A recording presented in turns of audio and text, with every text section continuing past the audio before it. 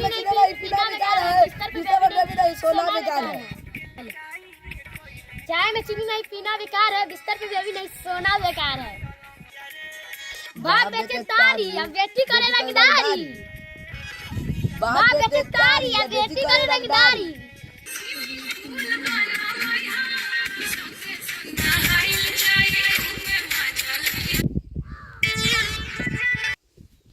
देखा तारा भोसरिया लोग आगना में बाप दादा साला नदी पोखरा में नहीं ई भोसरी आगना में स्विमिंग पूल बनवावता।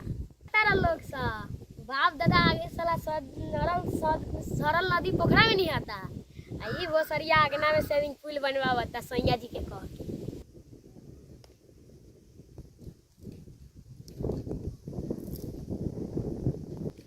चींटी चढ़ती है पहाड़ पर चीनी के वास्ते, आ लड़कियां ने सिंगार करती है तो लड़कन के वास्ते।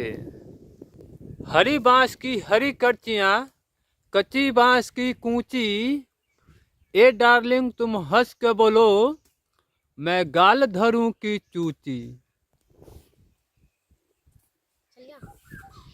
दूध में छाली नहीं पीना बेकार है, ससुराल में साली नहीं जाना बेकार है।